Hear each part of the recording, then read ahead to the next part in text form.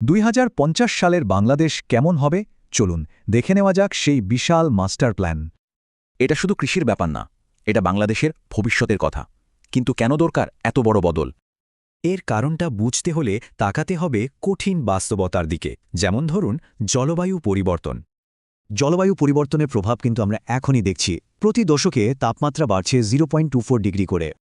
আর এর ফল, আমাদের প্রধান ফসল ধানের প্রায় 15 থেকে 20% উৎপাদন ঝুঁকির মুখে। তো এই চ্যালেঞ্জটা সামলাতেই সরকার একটা বড় পরিকল্পনা হাতে নিয়েছে, ভবিষ্যতের জন্য এক দারুণ রূপরেখা। এই প্ল্যানটা আসলে 13টা থিমেটিক এরিয়ার ওপর ভিত্তি করে তৈরি, বেশ সমন্বিত একটা কৌশল। আর এই 13টা ক্ষেত্রকে শক্তি যোগাচ্ছে 5টা মূল স্তম্ভ। এগুলোই পুরো রূপান্তরের ভিত্তি। প্ল্যানটার একেবারে কেন্দ্রে আছে প্রযুক্তি, কৃষিকে এক লাফে আধুনিক করে তোলার একটা চেষ্টা। মানে সনাতনী শ্রম নির্ভর কৃষি থেকে বেরিয়ে এসে এখন ফোকাস আধুনিক যন্ত্রপাতির দিকে। টার্গেটটাও একদম পরিষ্কার। 2050 সালের মধ্যে কৃষি শক্তি নিয়ে যেতে হবে হেক্টর প্রতি 5.19 কিলোওয়াটে। সয়েল হেলথ কার্ডের মতো স্মার্ট টুলস ব্যবহার করে কৃষকরা এখন অনেক ভালো সিদ্ধান্ত নিতে পারবেন। তবে আধুনিক হওয়ার সাথে সাথে পরিবেশের কথাও ভাবা হচ্ছে। জোর দেওয়া হচ্ছে টেকসই পদ্ধতির ওপর।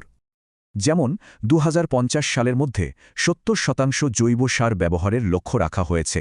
এতে মাটির স্বাস্থ্য ফিরবে। তবে দিন শেষে সবকিছুই কিন্তু কৃষকদের জন্য, তাদের লাভ আর সুরক্ষার কথাই ভাবা হয়েছে। যেমন একটা আধুনিক কোল্ড চেইন নেটওয়ার্ক তৈরি করা হবে, যাতে ফসলের অপচয় কমে আর দামও ভালো পাওয়া যায়। জলবায়ুর ঝুঁকি থেকে কৃষকদের বাঁচাতে শস্য বীমা আর ঝুঁকি কমানোর জন্য তহবিলের কথাও বলা হয়েছে।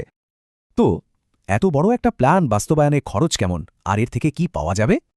এখানে বিনিয়োগের পরিমাণটাও বিশাল, প্রায় 44 বিলিয়ন মার্কিন ডলার, কিন্তু রিটার্নও অনেক বড়।